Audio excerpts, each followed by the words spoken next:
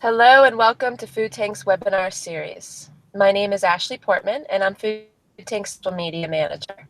I'm really excited about today's webinar with Jimmy Smith, who is Director General of the International Livestock Research Institute, a position he assumed in 2011.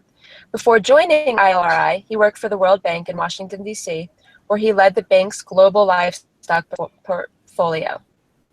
Our topic is, does animal agriculture have a role in future food systems?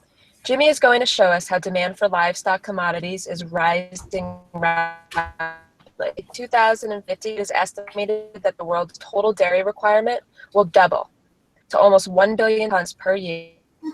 Meat will demand from 258 to some 450 million tons each year. Demand for monogastric foods, such as pork and poultry meat and eggs, will increase at least fourfold depending on subregion. And almost all the demand will take place in low and middle economies. These milk, meat, and egg production is in the hands of smallholders. Today, Jimmy will discuss the opportunity to ensure that a transition of production to meet demand can also be a positive transition for people, their livelihoods, and the environment. Jimmy, we're truly honored to have you here today. And so just a couple things before we begin. This webinar will be recorded and posted on foodtank.com afterwards. You can also follow along and participate on Twitter using #foodtank. And please submit your questions using the questions tab in your control panel, or you can email them directly to me, ashley@foodtank.com. And so without further ado, Jimmy, as I mentioned, super thrilled to have you here and I'm excited to hear your presentation. And I will give you the floor now. Thank you, Ashley. I'm delighted to be part of this webinar today. As Ashley indicated, I will be discussing the livestock sector in the future and how demands in the developing world can be sustainably met. At the end of this discussion, I would like to leave with you 3 key points. First, global demand for animal source foods is rising rapidly. Livestock commodities have the highest production value. Animal production has significant environmental and human impacts. And I will unpack these issues in the context of inclusive and sustainable economic growth, equitable livelihoods, nutritious and healthy diets, and sustainable ecosystems.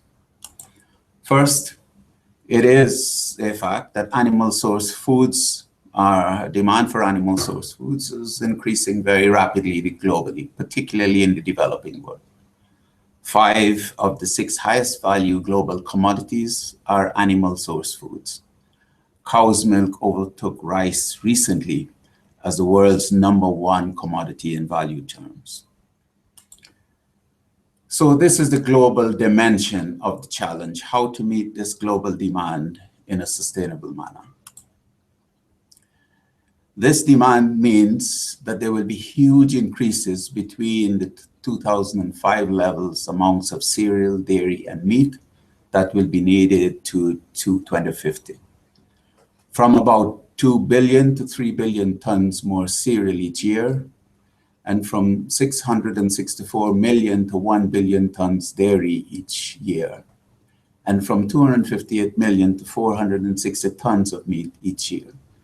These are unprecedented figures, but I believe that they can be sustainably met. Animal agriculture has also environmental consequences. About 14.5% of the anthropogenic greenhouse gas emissions come from animals. About 70% of total fresh water is used in agriculture, of which about 31% is for livestock.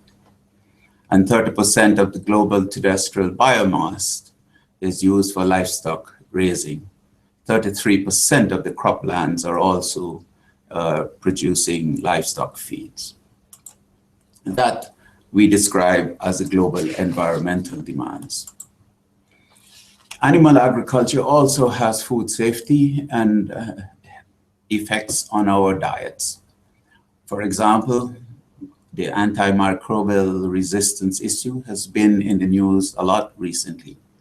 and the consumption of antimicrobials will increase by about 6 to 7% by 2030. Animal source foods also cause a number of foodborne diseases, and they are the number one cause of foodborne diseases in many parts of the world. Here I show the figures for China, the US, India, Netherlands, and the UK. This we refer to as the global health and nutrition issues relating to animal source foods. But let me unpack these issues for you and look first at the demand and supply of animal source foods. As you can see from this figure, demand for animal source foods is almost flattened in the developed world, but steeply rising in the developing countries, where driven by urbanization, as well as increasing population, but mostly by increasing incomes, this demand is growing steadily. This trend has held through for many years now.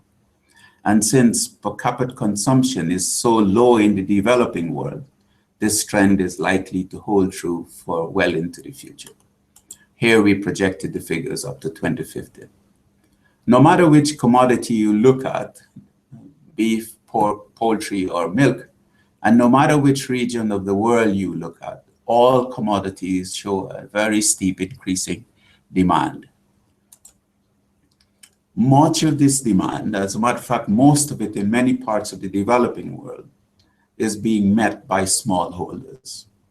As you can see from this table, in Bangladesh, beef 65%, 77%, 78%, and 65% for beef, chicken, sheep, and goat meat and milk, respectively, are being met by smallholders.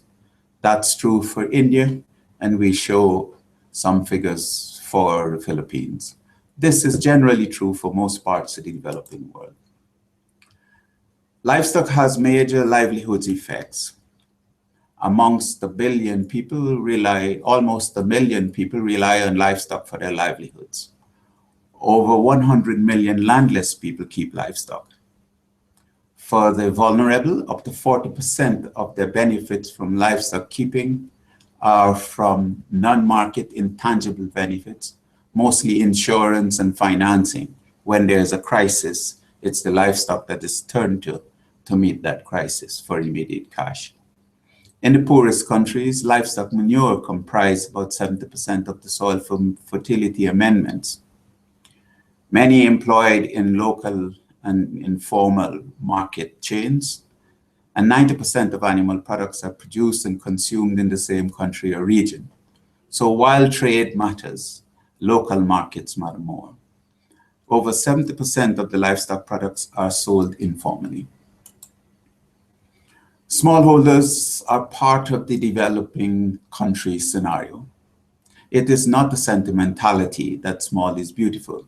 It is the reality of the situation. And based on the evidence, we're sure that increasing animal source food supply to consumers can be largely supported by them. And rural development and rural livelihoods can substantially be enhanced if smallholders are able to continue to access these markets. The evidence is clear. They produce the bulk of the livestock and half of the crop products in developing countries.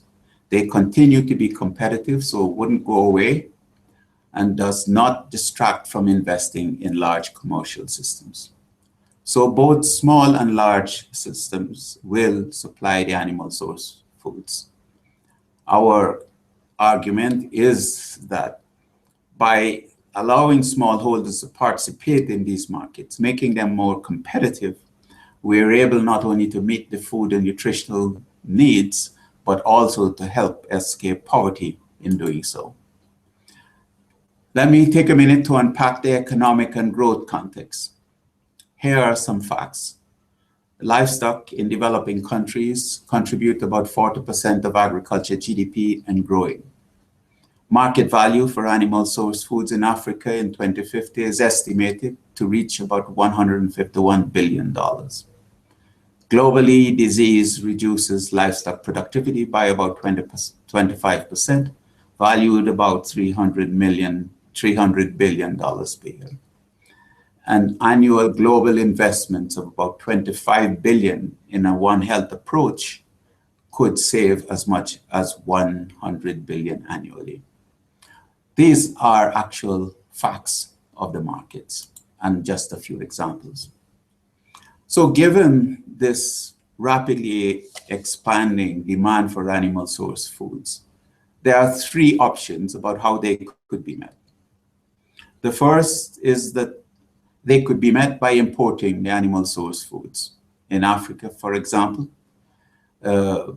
agriculture imports, demand for foods, and that is met from agricultural imports, is currently accounts for about 35 billion. And by 2030, will reach about 110 billion. About a third of that will be for animal source foods. So importation is possible, but it will place heavy demands on the foreign exchange of developing countries. The opportunity cost for that foreign exchange is extremely high and will militate against development in other areas. For example, expenditure in health and medicines and other areas in which local developing countries are not yet strong in their production response. The second way this demand can be met is by importing industrial production systems and know-how. This is happening and will continue to happen. But the third scenario is that a portion of this demand can be met by transforming smallholder systems, so that largely the combination of these three will be taking place. But our institution and many others like us are working assiduously on scenario 3 to ensure that smallholder markets are transformed and they can compete effectively in this global market for animal source foods. Demand for milk imports is growing fastest, as you can see from this figure, the gray line, followed only by South Asia. This is just the example of milk. As I demonstrated earlier, there are similar demands for all other commodities. But there's another dimension of this. In Africa, we speak about the youth bulge. A significant proportion of the population are very young, between 15 and 24 years. As you can see in 2010, this is 208 million. By 2050, this will more than double. Finding employment for these youths where current unemployment is quite high, development in the rural areas offers an opportunity to help with employment of the youths in developing countries, particularly in Africa.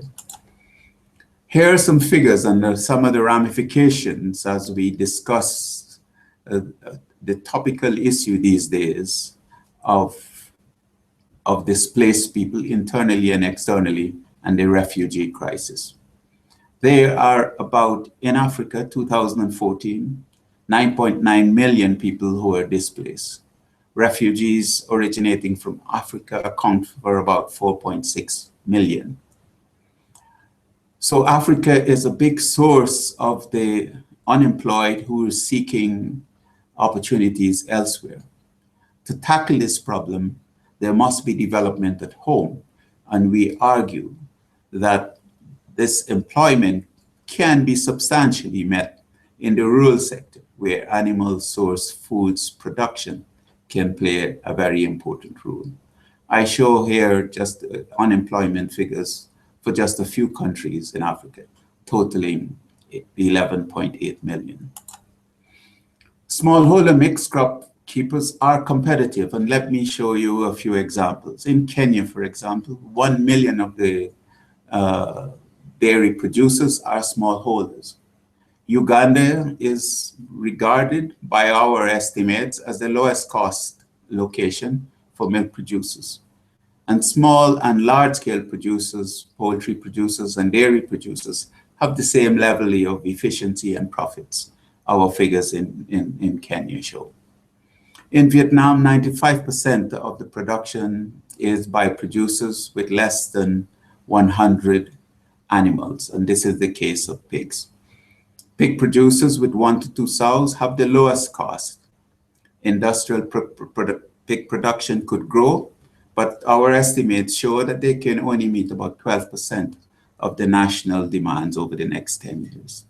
So smallholders will continue to provide most of the pork in Vietnam. And these are examples, Kenya and Vietnam, for some of the opportunities for smallholders. Let me attempt to unpack the issues relating to the environment, the most highly contested reason why there is the argument that we should forego development of the livestock sector in developing countries. It is true that as a percentage of product, greenhouse gases is highest in the developing world. And except we were able to improve productivity, the intensity will only increase. However, we believe by increasing the productivity of animals, we can reduce the emissions per unit of product. So increasing the productivity of smallholders in the developing world will significantly address the greenhouse gas issues. I mentioned earlier that about a third of the terrestrial surface is used for pastures. These world grasslands could store up to about 600 million tons of CO2 equivalent per year. Our challenge then, or the opportunity, is to make these rangelands carbon sinks by managing more effectively. Here is an example of work to improve emissions and lower the excretion from animals in Kenya. The human health is the other aspect that is much contested about the livestock sector. Let me share a few thoughts about this. It is true that only a small percentage of total population are consuming balanced diets, the green portion of the graph.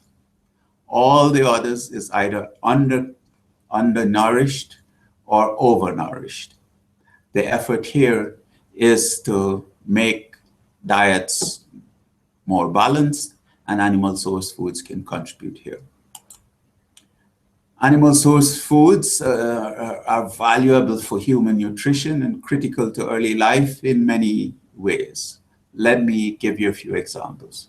Meat, milk, and eggs contribute about 13% of the energy and 28% of the protein consumed globally. For the undernourished, consumption of far too little of such food presents a major threat to their health and well-being. Animal source foods contain essential nutrients, high-quality protein, and some fatty acids, micronutrients such as calcium, vitamin A, B12, iron, zinc, and riboflavin. Some of these are lacking in plant source foods and are naturally more bioavailable in animal products. Milk improves children's growth and prevents stunting, and meat improves cognitive ability over the long term. So positive solutions for food safety is to approach it from a risk and not a hazard base as we do currently now. We know by branding and certification of milk vendors in many parts of the world that food safety and milk safety in particular, but also meat safety can be improved. It benefits the national economy in Kenya by about 33 million per year and 6 million in Assam in India if we adopted these approaches. 70% of the traders in Assam and 24% in Kenya are currently registered. 6 million consumers in Kenya and 1.5 million in Assam are benefiting from safer milk. So the challenge of food safety can be tackled as these numbers demonstrate. So let me end with my key messages again. Global demand for animal source food is rising rapidly. Livestock commodities have the highest production value. Animal production has significant environmental and human impacts. And I have attempted to unpack these issues from the standpoint of inclusive and sustainable economic growth, equitable livelihood, nutritious and healthy diets, and sustainable ecosystems. We believe that smallholder production systems, which are in transition, can contribute very significantly to meeting global food security, food and nutritional security, whilst at the same time being beneficial to the environment. Thank you very much for listening to me.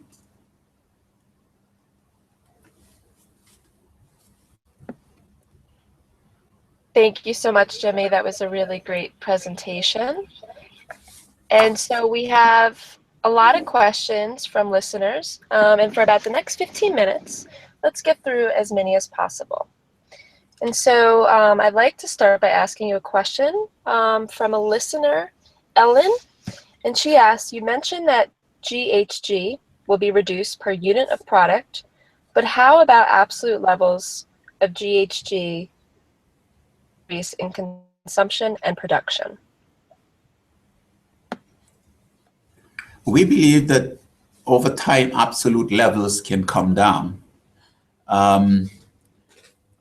If we do not have a productivity response to the GHG issue, by that I mean increasing the productivity of livestock, it means that the GHG will go up anyway because producers will respond to the market demands, and they will do so by adding more livestock, more numbers of livestock. So increasing the productivity will help us to cut the number of livestock to produce the same quantities of meat, milk. But we also believe that in addition to increasing productivity, over time, our research would help us to have livestock that inherently produce less GHG than they do now. There is sufficient variability, we believe, in populations of livestock for emissions, variability in emissions, for the same management and feed. And so over time, we can identify the genes which control this and introgress this into the population of producers. So we believe absolute quantities of GHG can come down not only per unit of product, but in aggregate terms. Great, thank you, Jimmy. And our second question is from Amy, who asks, is your organization addressing the sale of land to foreign investors by government officials in African countries? Pardon me, I didn't get that question well. Is my organization part of that? Yes, that's the question. No, my organization is not part of that. My organization is an international organization that works as livestock research to benefit the developing world. We do not have a position on selling, advocating sale of land in developing countries. This is very much a government decision and policy.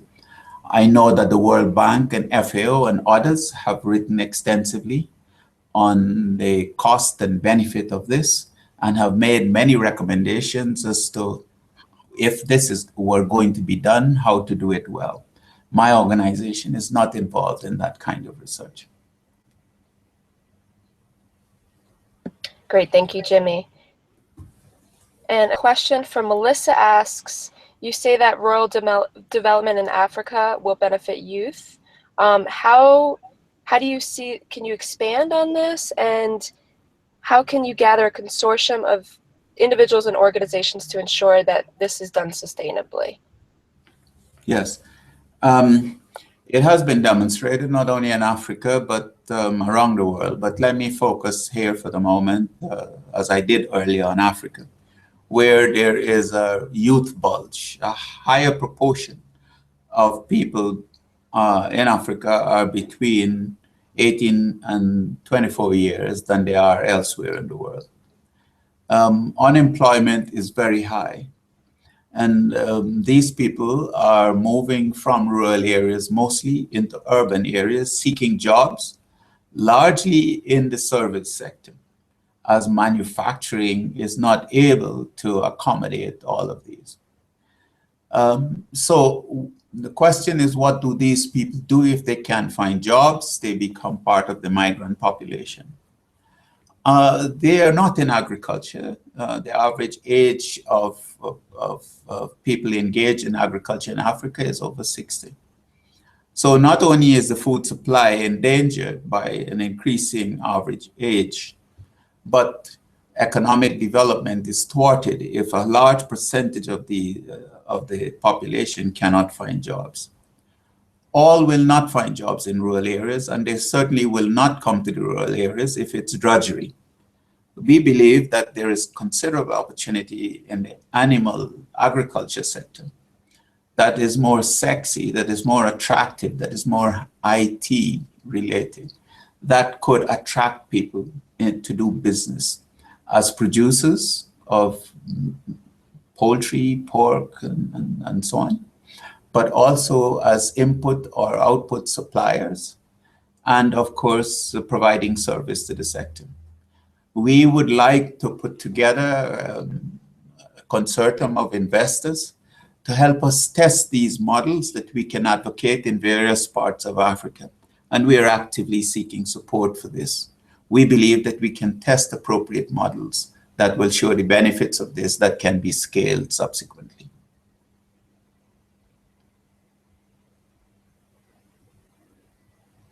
Great, thank you, Jimmy. And Connie Bowen just asked, and I think you pretty much touched on this, but you might just want to add something else to the question, is what are your thoughts on how to move new technologies into the developing countries to small operations? Obviously, there are issues with cost for small farmers. Yeah, we believe that in the animal agriculture sector, where business models for quite economic production can be developed. These can be contract growers for big manufacturers, big processors, the better word. That's one idea. There is going to be need for inputs, vaccines, medical services, animal health services, feed supplies, and so on, which young people can get involved in. So I believe we have the ideas that are sound that can address this question and incorporate not only smart young people, but appropriate technologies for making these viable business enterprises. What we would like to do is to test these models in some of the African countries, and then, of course, try to scale them subsequently with larger investments from governments or multilateral institutions.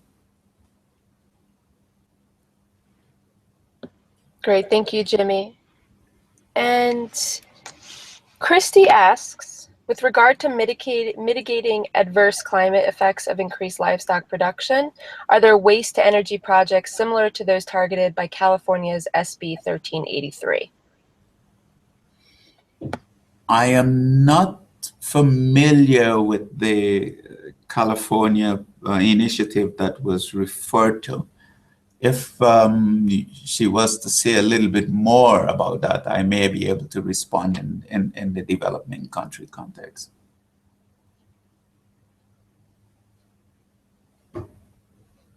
Okay, if she responds, then we could follow up with that. Our next question is, what is your organization doing to ensure that these small holder farmers are protected as you increase partnerships with multilateral corporations and governments? Well, our effort is geared at making them viable, making them competitive, so that they will be businesses on their own right and not dependent necessarily on large businesses. They may have links with such businesses to markets because the processors tend to be the larger enterprises. But the development of smallholders as viable enterprises in developing countries are not necessarily linked to large businesses. There could be alliances, but on an equal footing and not on a dependency basis.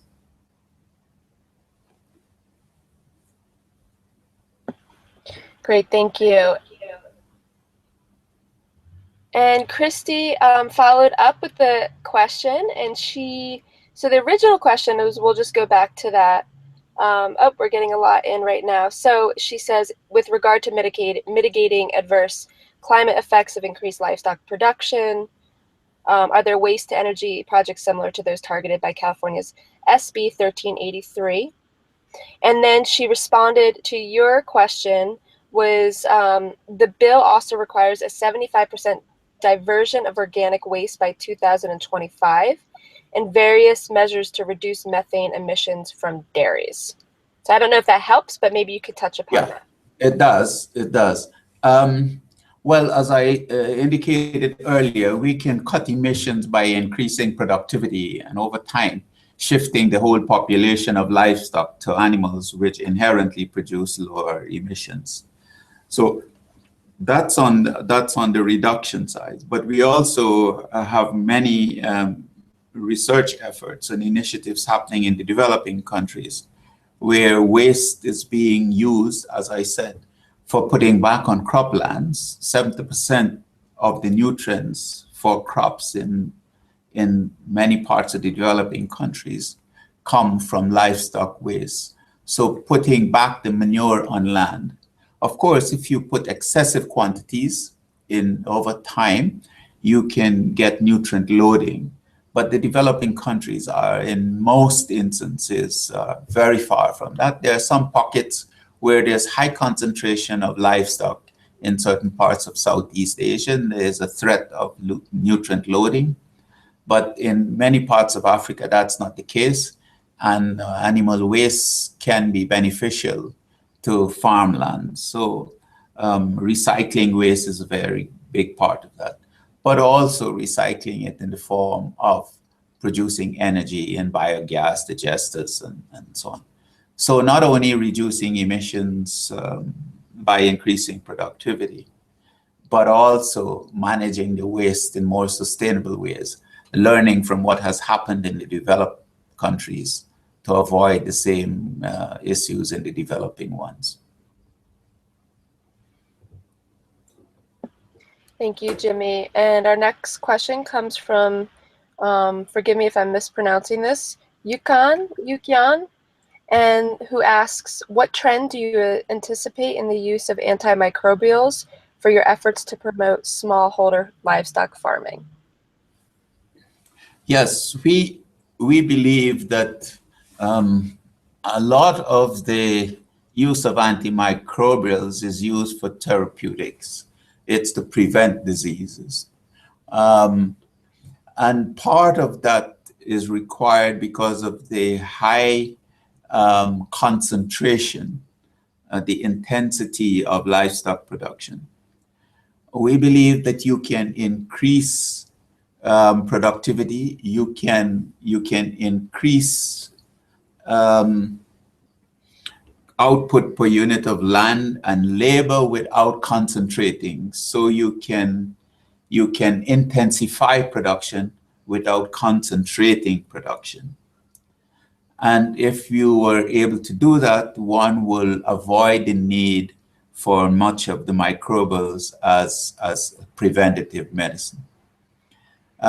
We also can work on new areas such as dealing with some of the issues through vaccination, through better management practices, as I said, intensify but not concentrate, for example, and could lower use of antimicrobials in this sort of way.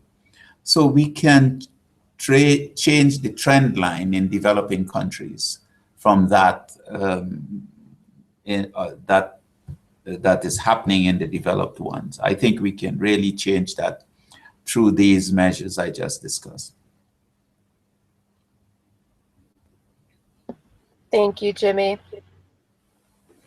And our next question comes from Nishani, who asks, As the industry continues to grow in developing countries, what steps can we take to ensure that working conditions are safe, i.e., workers are safe from exposure to harmful gases, disease from unsafe conditions, and injuries from stress, etc.? Yes, a very important point. In many smallholder environments, livestock are kept in close proximity to humans, and that can be certainly improved to avoid this close mixing of livestock and human, particularly in densely populated areas. That's a management approach, and it takes, of course, the need for land and appropriate management practices. There is a lot of abuse of labor, for example, in packing plants, slaughtering houses, and so on.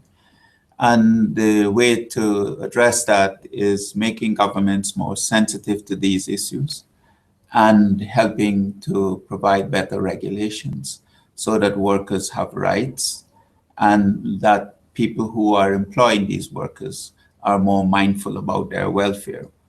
But that takes a combination of providing appropriate technologies as well as governments and others instituting appropriate policies and regulations and enforcing them.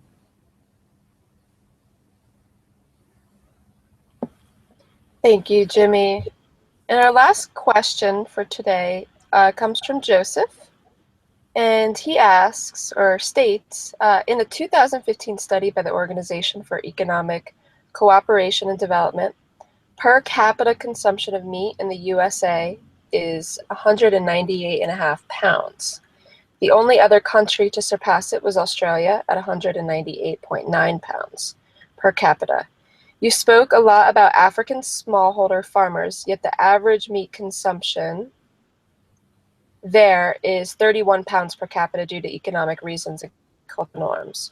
And while meat consumption in the West is stagnating, it is much larger per capita.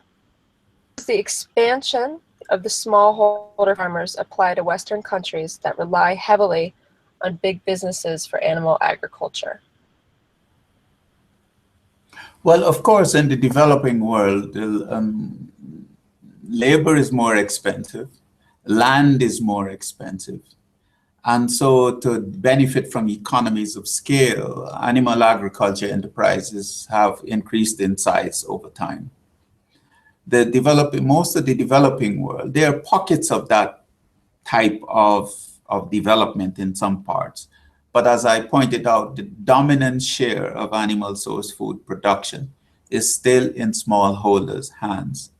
And in those cases, the pattern of very large scale intensification is a far, far away as the dominant means of production. So there's transition taking place, but I don't see that happening for several decades yet to come. Smallholders are likely to remain a dominant part of the production system for at least the next 2 decades or so in many parts of the developing world. So the pattern is quite different, I believe, in the developing world. It wouldn't stay that way forever, but between now and the next 2 decades, there is a huge opportunity to meet the demands through smallholder production and to help people escape their poverty. So livestock is a tool for economic growth and development.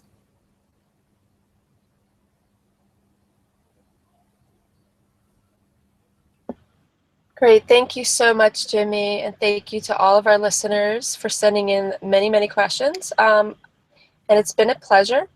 And have a great day and continue to join Food Tank for our webinar series. Thank you so much. A pleasure being on here. Thank you much. Thank you.